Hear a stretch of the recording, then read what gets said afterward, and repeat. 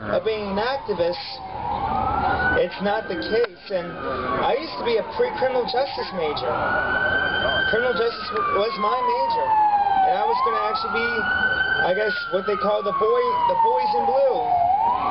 But from what I've seen and from what I heard, it's not going to be the case. I know that's for sure. I know. I checked up on YouTube and I saw the actual murder of Oscar Grant. I'm like, shit. How the hell could they do that?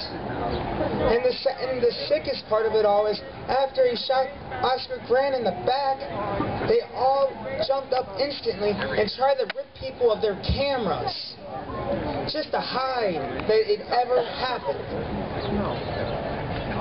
I mean, Baltimore and Detroit are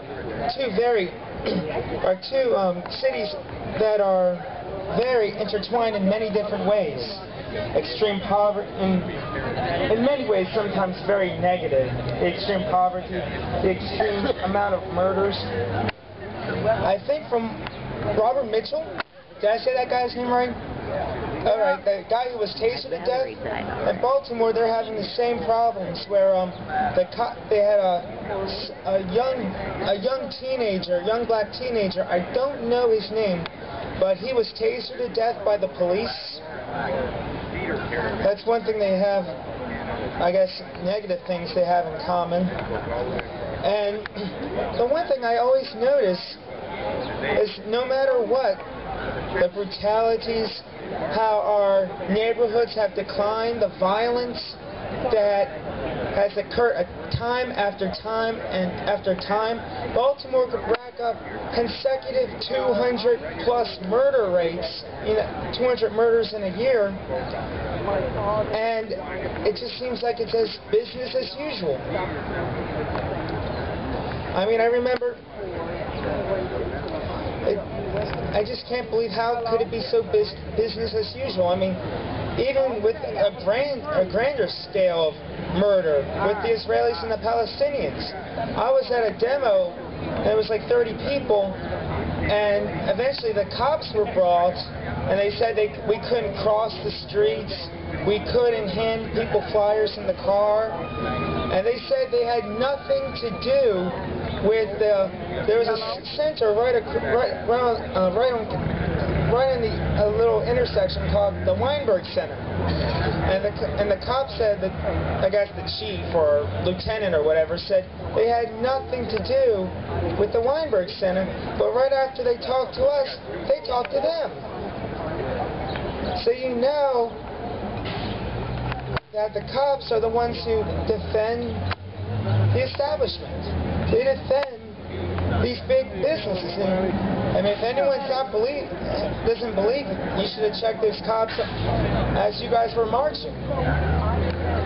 They weren't going to play games. And also they're called strike breakers, which coincidentally, from what I learned in history, criminal justice class, that's actually how the police started. Pinkerton strike breakers. Their whole goals was to break up strikes, and they were just going to shoot people until you just gave up. And even with Morgan Stanley, in the news, they had, what was it?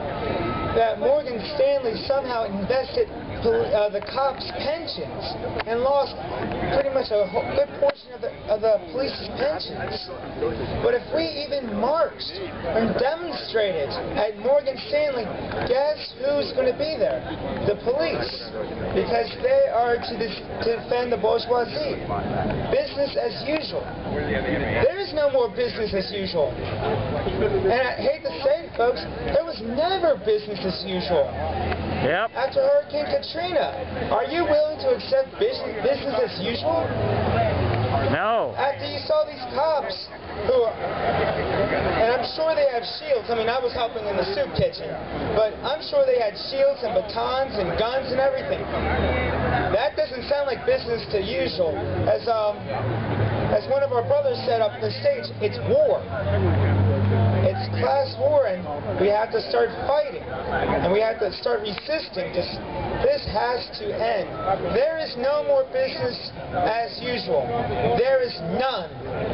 And there's a saying from a church hymn, God who still a sword delivers, rather than a placid peace. This piece right here is as shallow and as short as this grass. And one last thing I want to say, there's a train that keeps passing, and I get pissed off a lot because it says optimism, you know, for soda. Optimism. Let's make sure optimism is not something that can be advertised and bought, but something we make as workers with our own bare hands. Yep. Thank you.